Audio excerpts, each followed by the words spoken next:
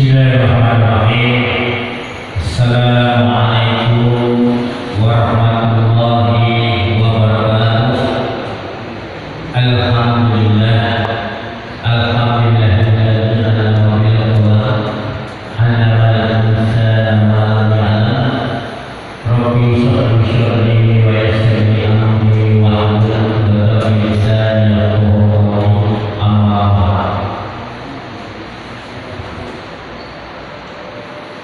jemaah masjid Al-Ghuraba yang mudah-mudahan dirahmati Allah Subhanahu wa taala.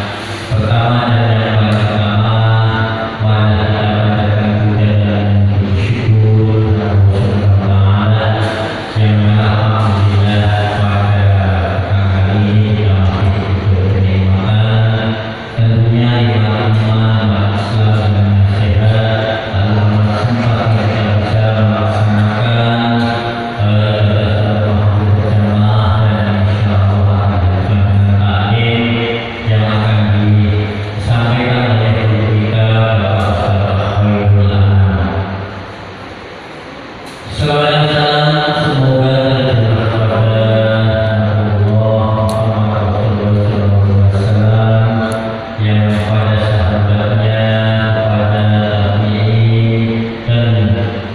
mudah-mudahan kalimah pula kepada kita yang selalu istiqomah dalam perintah-perintahnya, dan mudah-mudahan kita semoga kebaikan dunia dan syafaat untuk kiamat. Ala hadiyah wa alhamdulillah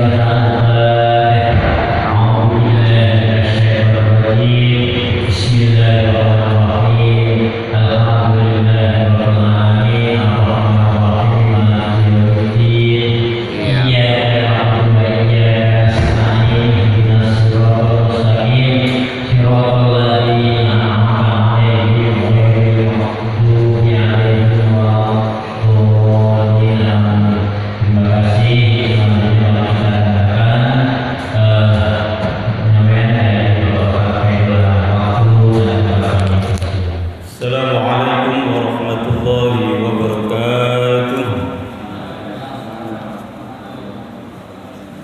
Baik, kita bersalawat dulu. Allahumma salli ala sayyidina Muhammad wa ashril zalimin bil-zalimin. Allahumma salli ala sayyidina Muhammad wa ashril zalimin bil-zalimin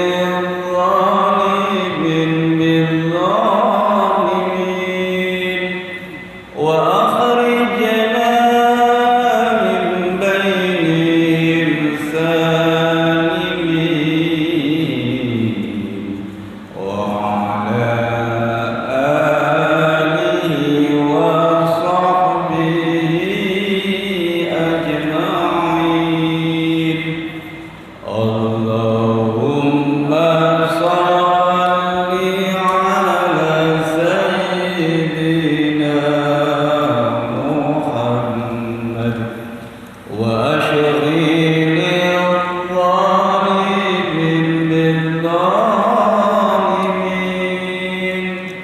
wa akhrijna min bainihim salimin wa ala alihi wa sahbihi ajma'in. Alhamdulillahi rabbil alamin wal 'aqibatu lil muttaqin wa la 'udwana illa 'alal zalimin. Asyhadu an la ilaha illallah ilahul awwalin wal akhirin wa asyhadu anna Muhammadan 'abduhu wa rasuluhu wa mab'uthu rahmatan lil alamin. Allahumma salli wa sallim wa barik ala sayyidil mursalin wa ala alihi wa ashabihi wa man tabi'ahum bi Rabbi shrah li sadri wa yassir li amri wahlul 'uqdatam min lisani yafqahu qawli. Shadaqallahul 'azim. Para jamaah salat maghrib yang dirahmati dan dimuliakan Allah Subhanahu wa taala, tak henti-hentinya kita bersyukur kehadirat Allah yang telah memberikan segala nikmat kepada kita sehingga kita sama-sama bisa melaksanakan rangkaian salat maghrib secara berjamaah dan dilanjutkan dengan thalabul ilmi. Harapan dan doa kita semoga amalan demi amalan yang kita lakukan ini diridhoi dan mendapatkan pahala di sisi Allah Subhanahu wa taala. Salawat serta salam kita sampaikan kepada junjungan Nabi besar Muhammad sallallahu alaihi wasallam, juga kita sampaikan kepada keluarganya, para sahabatnya dan para pengikutnya. Semoga kita kelak yaumul qiyamah mendapatkan syafaatul ummahnya. Amin amin amin Allahumma amin. Para hadirin jamaah salat maghrib yang dirahmati dan dimuliakan Allah Subhanahu wa taala, kita lanjutkan pengajian kita, yaitu tentang hadis. Para jamaah yang dirahmati Allah Subhanahu wa taala, kita lanjutkan pada hadis yang saat ini kita akan kaji adalah tentang hadis terkait dengan turunnya surat Al-Kautsar. Jadi kalau pada bulan yang lalu kita sudah mengenal keutamaan surat Al-Ikhlas, sekarang kita mengenal hadis terkait dengan turunnya surat Al-Kautsar. Bukan berarti materi saya materi tafsir, tapi secara kebetulan hadisnya berurutan tentang hal itu. Turunnya surat Al-Kautsar, hadis Anas bin Malik radhiyallahu anhu qala baina Rasulullah sallallahu alaihi wasallam dzata yaumin baina adhwirna id ighfa'atan thumma rafa'a ra'sahu mutabassiman faqulna ma adhaka ya Rasulullah qala unzilat alayya anifan suratun faqara'a bismillahirrahmanirrahim inna a'tainakal kautsar fasholli li rabbika wanhar inna syani'aka huwal abtar. Thumma qala atadruna mal kautsar faqulna Allahu wa rasuluhu a'lam. Qala fa innahu nahrun wa'adanihi rabbi azza wa jalla alaihi khairun katsirun wa haudun taraddu alaihi ummati yaumal qiyamah aniyatuhu adadun nujum fayuhtalajul abdu minhum fa aqulu rabbi innahu min ummati fayaqulu ma tadri ma ahdathat ba'daka. Hadis ini menjelaskan tentang yaitu turunnya Al-Kautsar. Diriwayatkan dari Anas bin Malik radhiyallahu anhu, katanya pada suatu hari ketika Rasulullah sallallahu alaihi wasallam bersama-sama kami, tiba-tiba baginda terangguk-angguk seperti mengantuk. Kemudian baginda mengangkat kepala sambil tersenyum. Kami bertanya, apakah yang melucukan Anda wahai Rasulullah? Baginda bersabda, baru kemudian aku diturunkan satu surah. Lalu baginda membaca, sesungguhnya kami telah menurunkan kepadamu wahai Muhammad kebaikan yang banyak di dunia dan di akhirat. Karena itu didirikanlah sholat karena Tuhanmu semata-mata, dan sembelihlah korban sebagai tanda bersyukur. Sesungguhnya orang yang membenci engkau, dialah yang terputus dari mendapat perkara yang diinginnya. Kemudian baginda bertanya, tahukah kamu apakah dimaksud dengan Al-Kautsar? Kami menjawab, Allah dan Rasulnya yang lebih mengetahui. Baginda bersabda, ia adalah sungai yang dijanjikan oleh Tuhanku. Dia mempunyai berbagai kebaikan. Dia juga berbentuk sebuah kolam yang dikunjungi oleh umatku pada hari kiamat. Nanti yaitu untuk mengambil airnya disediakan wadah sebanyak bintang di langit. Kemudian salah seorang dari umatku ditarik dari kumpulan mereka. Lantas aku berkata, wahai Tuhanku, dia adalah salah seorang umatku. Lalu Allah berfirman, kamu tidak mengetahui apakah yang telah dilakukannya selepas wafatmu. Hadis riwayat Abu Dawud. Para jamaah yang rahmat Allah Subhanahu wa taala, jadi hadis ini yaitu menjelaskan turunnya surat Al-Kautsar.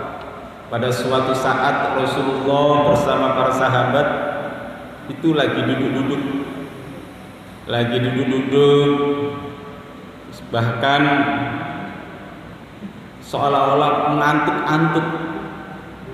Jadi wajah Rasul ketika dipandang oleh para sahabat kayaknya mengantuk-ngantuk sambil tersenyum gitu. Akhirnya para sahabat bertanya, ya Rasul, ada lelucon apa ini? Kok Anda ngantuk-ngantuk sambil tersenyum? Kata sahabat, ada lelucon apa ya Rasul? Maka Rasul menjawab, yang dimaksud Rasul di sini adalah Nabi Muhammad sallallahu alaihi wasallam menjawab, barusan telah turun surat kepadaku, yaitu surat Al-Kautsar. Ya. Lalu Nabi membaca, inna a'tayna kal kautsar fasholli li rabbika wanhar inna syani'aka huwal abtar. Jadi ayat ini memberikan kabar gembira kepada Nabi Muhammad SAW, yaitu betapa penuh dengan kebaikan, penuh dengan kebaikan yang banyak di dunia dan di akhirat. Maka perintahnya adalah inna a'tainakal kautsar. Jadi sesungguhnya kami berikan kepadamu Al-Kautsar. Di sebagian riwayat Al-Kautsar itu artinya adalah nama sebuah telaga. Ada pengertian yang lain, Al-Kautsar, surat Al-Kautsar itu artinya adalah nikmat yang banyak. Jadi bapak-bapak mendengar surat Al-Kautsar, lah itu artinya adalah nikmat yang banyak. Selain punya arti nikmat yang banyak, Al-Kautsar juga merupakan salah satu telaga yang ada di surga Allah Subhanahu wa taala. Jadi di surga itu ada yang namanya telaga Kautsar. Pernah terbayang nggak Pak, kenikmatan surga itu kayak apa? Kenikmatan surga itu di dunia apa yang kita dengar tidak pernah kita dengarkan.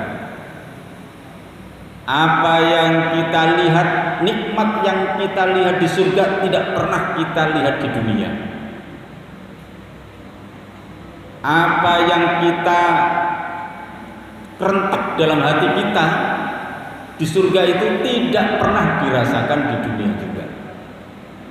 Itulah saking nikmatnya yaitu surga, sampai apapun yang indah, apapun yang enak menurut ukuran kita di dunia kita dengarkan, itu nggak kita jumpai di sana.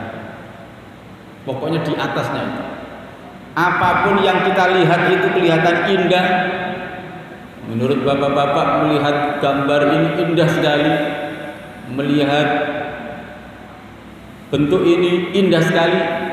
Kepuasan di dunia yang semacam itu ternyata ketika di surga jauh lebih puas. Bahkan kepuasan melihat itu tidak pernah kita jumpai, yaitu di dunia. Ini hadirin yang dirahmati Allah Subhanahu wa taala. Maka dengan nikmat yang banyak itu Allah turunkan surat Al-Kautsar. Inna a'tainakal kautsar. Sesungguhnya aku berikan kepadamu nikmat yang banyak. Coba Pak, apa yang kurang dari kita Pak? Semua diberikan oleh Allah. Kita nggak minta kentut, kita bisa kentut. Iya Pak. Kita tidak minta yang kita tidak terlintas dalam pikiran kita, tapi diberikan oleh Allah. Ini maka dengan nikmat itu, nikmat yang banyak itu, apa yang diberitakan oleh Allah kepada kita? Kalau kita melihat bahwa kita itu orang yang sengsara gitu ya, ukuran diri kita. Begitu kita melihat orang lain, ternyata banyak yang lebih sengsara kita. Kita melihat diri kita kekurangan, lihat orang lain di atas kita juga banyak, di bawah kita juga banyak. Maka ayat ini mengingatkan, Allah mengingatkan kepada Nabi Muhammad SAW selalu meningkatkan rasa syukur. Nah, kita sebagai umatnya juga demikian. Dengan nikmat yang lengkap, dengan nikmat yang banyak itu apa yang diberitakan oleh Allah? Yang pertama adalah fasolli li rabbik. Apa Pak? Fasolli, yaitu perintah sholat untuk mendekatkan diri kepada Allah Subhanahu wa taala. Fasolli dari kata sholla yusolli, bentuk amarnya, bentuk perintahnya sholli, sholatlah. Sholatlah. Untuk siapa? Li Rabbi, untuk Tuhan. Jadi dengan nikmat yang banyak itu yang diperintahkan oleh Allah kepada kita sebagai umat Muhammad dalam rangka syukur kepada Allah, ternyata perintahnya bukan yang lain, hanya untuk sholat. Bukan disuruh oleh Allah kerja, bukan, tapi sholat. Dengan nikmat yang banyak. Prakteknya bagaimana? Prakteknya kita dengan nikmat yang banyak kerja sholat. Prakteknya ternyata prakteknya kita kerja, tapi sholat justru lalai. Nah, padahal dalam surat ini, dalam surat Al-Kautsar, Allah mengingatkan dengan nikmat yang banyak itu agar kita ingat kepada Allah dengan cara apa? Dengan cara mendirikan sholat.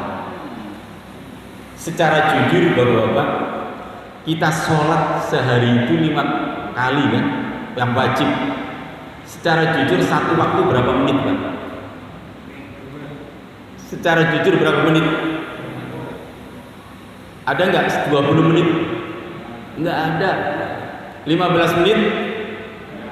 Ayo kita berpikir sejenak.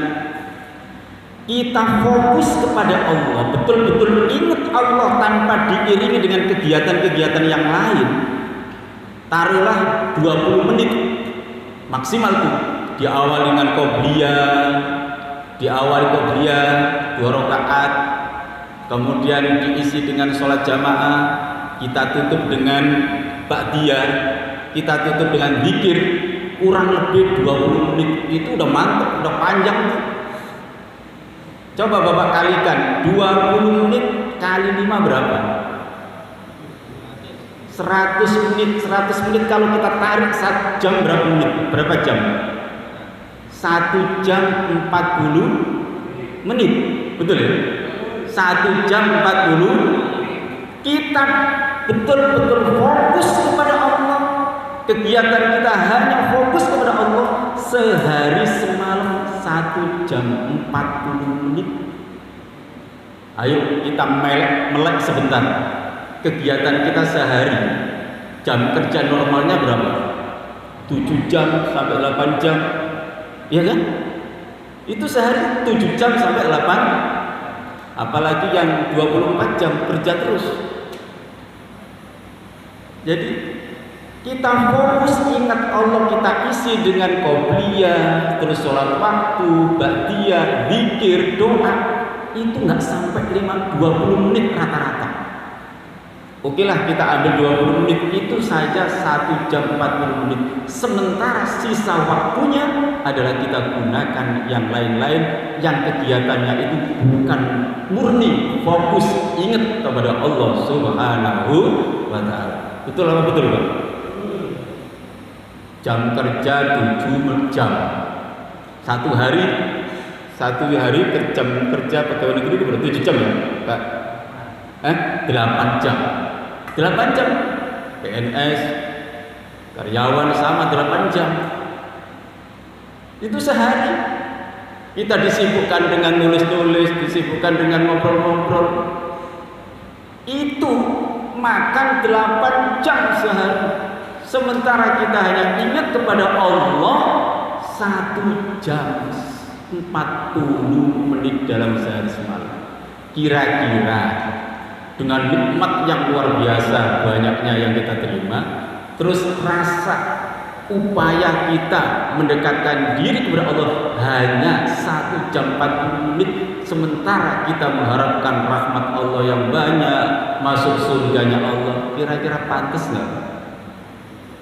Kira-kira pantas nggak? Jawab masing-masing. Jadi kalau nggak pantas, ya kita tingkatkan. Yang sholatnya 5 menit, 10 menit, masa iya? Betul-betul ingat Allah saja 10 menit. Kita kerja sampai 8 jam, 9 jam. Kalau kaki 5, 24 jam nongkrongnya. Iya. Nah ini harus jadi renungan kita, Pak. Sementara kita semua nanti akan kembali kepada Allah Subhanahu wa ta'ala, yang Bapak urus urusan dunia itu nggak penting-penting amat menurut Allah. Menurut malaikat juga nggak ditanyain. Bapak pandai membetulkan mobil di alam kubur nggak? Malaikat nggak ada yang tanya. Wahai si fulan, kamu apakah di dunianya pinter membetulkan mobil? Nggak ada pertanyaan begitu di alam kubur. Betul kan? Nggak ada. Yang sibuk kerja seharian ngurusin perdagangan misalnya, nggak ada pertanyaan. Wahai si fulan, kamu kerja sehari semalam 24 jam ke sono kemari, nggak ada pertanyaan. Yang ditanyakan malaikat, man rabbuka, siapa Tuhanmu? Nah, kita mendekatkan diri kepada Allah, salah satu cara kita adalah dengan melakukan sholat. Ya, upaya kita sholat kita paling tidak ya kita kerja saja 8 jam sehari, masa hanya 5 menit. Fokus ingat kepada Allah, masa hanya 5 menit. Ya kan? Kadang-kadang kurang kalau sholat sendiri. 5 menit, 10 menit. Lah kalau taruhlah hanya 10 menit. Kalau hanya 10 menit, kira-kira sehari semalam 1 jam nyampe gak? Ya kan? Ini hadirin yang dirahmati Allah Subhanahu wa ta'ala. Jadi dengan nikmat yang banyak ini, kegiatan coba kita evaluasi, kita pikir kembali, ternyata kegiatan kita yang betul-betul ingat kepada Allah tanpa diselingi yang lain, itu kalau saja 20 menit setiap waktu hanya butuh 1 jam 40 menit. Sementara nonton bola kita sekali main berapa jam? Itu sekali nonton. Belum lagi pada saat nongkrong di warung, sekali ngopi berapa menit? Ya kan? Ini hadirin yang rahmat Allah Subhanahu wa taala. Jadi paling tidak ya 15 menit diawali dengan qobliyah, terus sholat, ba'diyah, zikir, itu sudah cakep itu. Tapi prakteknya kurang dari itu. Nah, apalagi ya paling tidak bisa kita manfaatkan 20 menit lah. Jadi kita melek dengan keadaan, kita melek dengan realita kegiatan kita selain ingat kepada Allah. Kenyataannya begitu. Satu sisi rahmat Allah itu luar biasa yang diberikan kepada kita. Satu sisi kita sudah dijanjikan oleh Allah ketika kita selalu ingat dan mengisi kebaikan kepada Allah, nanti yaitu dibalas dengan surga Allah Subhanahu wa taala. Para jemaah yang dirahmati Allah Subhanahu wa taala. Jadi hadis ini menurunkan inna a'tayna kal kautsar fasholli, salat. Dengan nikmat yang banyak itu Allah ingatkan kepada kita jangan sampai lalai dalam menegakkan salat. Fasholli li rabbik. Nah, ini yang perlu kita mantapkan, perlu kita renungkan adalah coba kegiatan kita sehari 24 jam itu kalau kita manfaatkan hanya 20 menit, hanya 1 jam 40 menit. Ini yang menjadi renungan kita. Kenapa harus direnungkan? Seimbangkah kira-kira? Kan gitu. Seimbang enggak dengan kasih sayang Allah yang nikmat begitu banyak diberikan kepada kita, lalu kita ingat secara fokus khusus kegiatan ingat Allah hanya 1 jam 40 menit. Nah, ini maksud saya yang perlu kita renungi, kita ingat-ingat kembali sehingga kita bisa merubah yang kemarin hanya 5 menit. Ya, satu waktu paling tidak 15 menit. Diawali dengan qobliyah, sholat jamaah, ba'diyah, zikir, doa, itu paling 20 menit. Kalau itu jalan bagus sudah mantap. Bagaimana dengan assalamualaikum selesai langsung jalan? Kira-kira sampai 20 menit enggak? Enggak sampai. Begitu Allahu Akbar, terus ditutup dengan tahiyat, ditutup dengan salam, assalamualaikum warahmatullahi, assalamualaikum warahmatullahi. Enggak ada zikir, enggak ada doa, langsung jalan. Kira-kira ada 20 menit enggak? Enggak ada. 10 menit juga kadang-kadang enggak ada.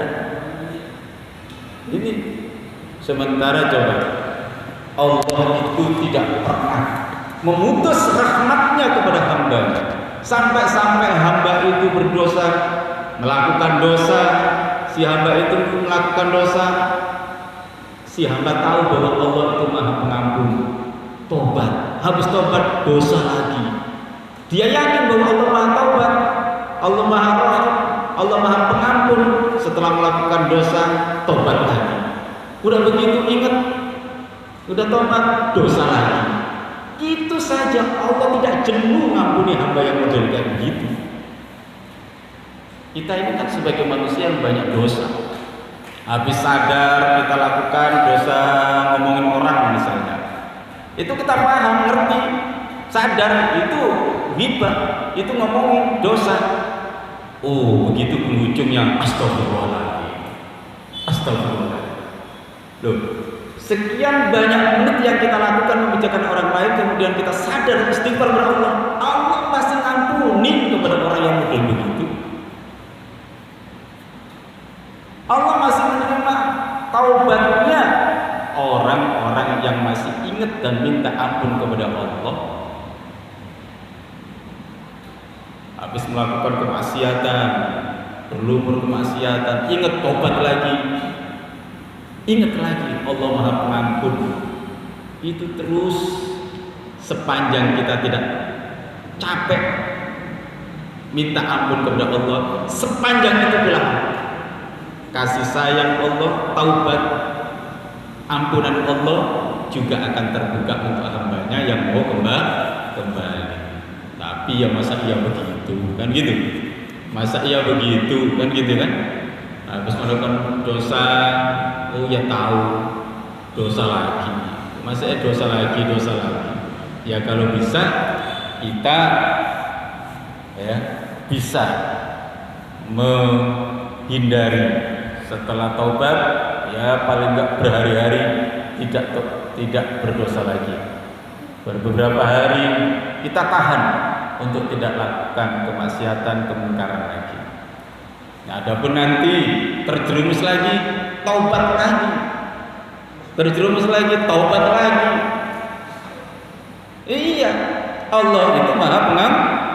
Disitulah Allah tetap mengampuni orang yang berdosa kemudian bertobat, kecuali orang itu tidak bertobat. Udah dosa, sengaja melakukan dosa, nggak ada itikat taubat. Dosa lagi nggak ada kemauan taubat. Dosa lagi nggak ada keinginan kembali kepada Allah. Nah, berarti dia tidak mengharap ampunan Allah. Tapi bagi hamba-hamba yang sudah melakukan dosa, sadar dia, terus taubat, kumat lagi, kemudian taubat lagi, kumat lagi, itu masih disambut dengan kasih sayang Allah, masih disambut dengan ampunan Allah Subhanahu wa Ta'ala. Ada hadis yang menjelaskan itu, yaitu diriwayatkan Abu Hurairah radhiyallahu anhu, katanya Nabi sallallahu alaihi wasallam bersabda tentang apa baginda terima dari Allah Subhanahu wa Ta'ala.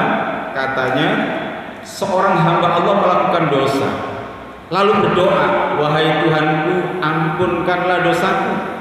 Allah Subhanahu wa Ta'ala berfirman, hambaku telah melakukan dosa, tetapi dia tahu bahwa dia mempunyai Tuhan yang akan mengampunkan dosa atau menghukumnya karena melakukan dosa. Kemudian hamba Allah tersebut kembali melakukan dosa, lalu berdoa, wahai Tuhanku, ampunkanlah dosaku. Allah Subhanahu wa Ta'ala berfirman, hambaku melakukan dosa, tetapi dia tahu bahwa dia mempunyai Tuhan yang akan mengampunkan dosa atau menghukumnya karena melakukan dosa. Kemudian hamba Allah tersebut kembali melakukan dosa, lalu berdoa, wahai Tuhanku, ampunkanlah dosaku. Allah berfirman, hambaku melakukan dosa, tetapi dia tahu bahwa dia mempunyai Tuhan yang akan mengampunkan dosa atau menghukumnya karena melakukan dosa. Karenanya buatlah sesuka hatimu, aku akan ampunkan dosamu. Hamba tersebut berkata, aku tidak tahu, sehingga kali ketiga atau keempat aku meminta keampunan, tetapi Allah tetap berfirman, buatlah sesuka hatimu, aku tetap akan mengampuni dosamu. Oh, Pak. Jadi kalau pertama kita melakukan dosa, nggak tahu, melakukan dosa lagi, nggak tahu, melakukan dosa lagi, nggak tahu. Ketiga kalinya nggak tahunya tahu, kemudian dia tobat, itu masih diampuni oleh Allah Subhanahu wa Ta'ala. Karena si hamba berkeyakinan dia punya Tuhan yang akan mengampuni dosa hambanya. Jadi setiap apa yang dia lakukan, dia ingat sampai Allah mengatakan, buatlah sesuka hatimu, aku tetap akan mengampuni dosamu.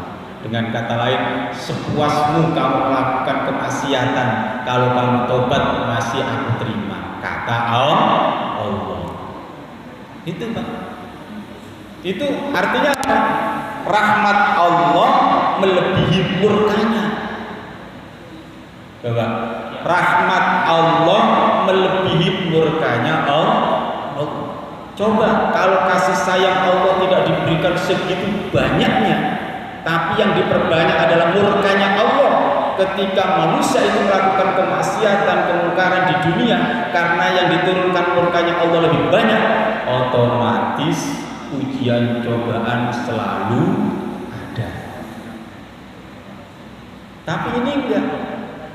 Meskipun orang melakukan kemaksiatan, kemungkaran begitu banyak, tetap saja tidak bisa mengalahkan rahmat Allah, kasih sayang Allah.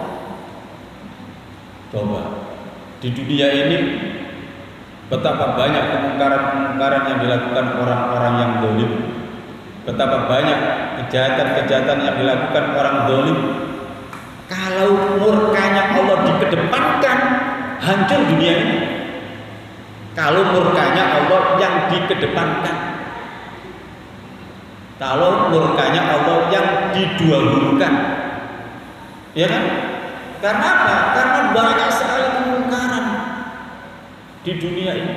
Tapi yang dikedepankan, yang didahulukan adalah rahmat Allah Subhanahu wa ta'ala. Makanya rahmat Allah melebihi murkanya. Meskipun hambanya begitu banyak melakukan kemungkaran, kemaksiatan, rahmat Allah masih lebih banyak daripada murkanya Allah Subhanahu wa ta'ala. Sehingga ada hadis, lamma khalaqallahu al-khalqa kataba fi kitabihi wa huwa indahu fawqal arsy inna rahmati taghlibu al-ghadab. Lamma khalaqallahu al-khalqa kataba fi kitabihi wa huwa indahu fawqal arsy inna rahmati taghlibu ghadab. Setelah Allah Subhanahu wa ta'ala menciptakan makhluknya, dia terus menulis dalam kitab yang berada di sisinya di atas arsy, sesungguhnya rahmatku mengatasi kemurkaanku. Hadis riwayat Ibnu Majah. Jadi Allah Subhanahu wa ta'ala ada Tuhan yang maha bijaksana. Dia tidak pernah murka kepada hambanya terkecuali hamba sudah berbuat melampaui batas dan tidak mau bertaubat kepadanya. Tapi kalau hamba tersebut bertaubat, maka Allah akan merahmatinya, karena rahmat Allah melebihi murka Allah Subhanahu wa ta'ala. Sehingga sudah selayaknya kita selalu menjaga rasa syukur atas rahmat Allah Subhanahu wa ta'ala. Maka sangat disayangkan orang begitu mendapatkan rahmat Allah begitu banyak, sholat saja sampai lupa. Sangat disayangkan. Bisa kita bayangkan kalau murka Allah melebihi rahmatnya, maka niscaya malapetaka, bencana, huru hara akan bertubi-tubi di dunia ini. Kalau apanya Pak? Murkanya Allah yang didahulukan. Malapetaka begitu banyak yang akan turun, bencana begitu banyak yang akan turun. Tapi ternyata rahmat Allah yang dikedepankan. Oleh karena itu kita sangat bersyukur kepada Allah, diberikan oleh Allah kenikmatan baik fisik, jiwa, rizki, semua kita miliki. Maka tiada lain adalah kita memelihara, menjaga rangkaian rasa syukur kita kepada Allah Subhanahu wa ta'ala. Para jamaah yang dirahmati Allah Subhanahu wa ta'ala, untuk sementara sampai di sini. Ada yang bertanya? Ada yang tanyakan Pak?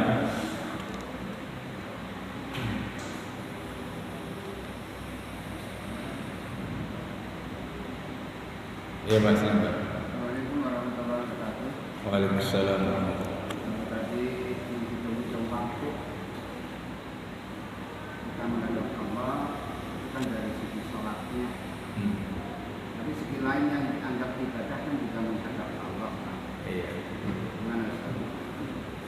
kata-kata tadi yang saya sampaikan adalah kita hanya fokus kegiatan yang tidak diiringi, tidak disertai dengan kegiatan yang lain. Fokus ingat kepada Allah tidak lebih dari 20 menit. Fokus itu artinya pikiran kita, fisik kita, kegiatan kita, semua orientasinya hanya kepada Allah. Ini tidak jauh dari 20 menit. Jadi fokus ingatnya ya. Ingat, baik ingat maupun lafadznya, kegiatannya, itu paling banyak 20 menit. Fokus ingat kepada Allah, baik secara pemikiran maupun kegiatan. Betul nggak? Coba bapak-bapak itu. Paling banter 20 menit udah kecatat. Saya tidak membahas amal soleh di luar tadi. Saya hanya membahas ingat, diisi dengan qobliyah, sholat, kemudian ditutup dengan ba'diyah, kemudian dilanjutkan zikir. Itu kalau 20 menit sudah cakep. Kalau hanya 10 menit, kemudian kita bandingkan dengan nikmat Allah yang luar biasa yang banyak diberikan kepada kita, kira-kira fair apa tidak kita mengerti kepada Allah. Begitu. Tidak membahas tentang amal soleh di luar, yaitu ingat secara pemikiran maupun kegiatan kepada Allah Subhanahu wa taala. Ya syukur-syukur kalau semua aktivitas di luar tadi kegiatan maupun pemikiran itu 20 menit, di luarnya ternyata juga fokus terus. Kalau naik motornya fokus terus ingat sama Allah, khawatir ketabrak di jalan, tabrakan. Kecuali zikirnya sambil mengendarai, kemudian sambil berhati-hati, ya selamat. Tapi betul-betul fokus kepada Allah tanpa melihat ke depan, tanpa lihat ke kiri kanan, bisa tabrakan. Ini kita kira-kira. Coba ya, perbandingannya.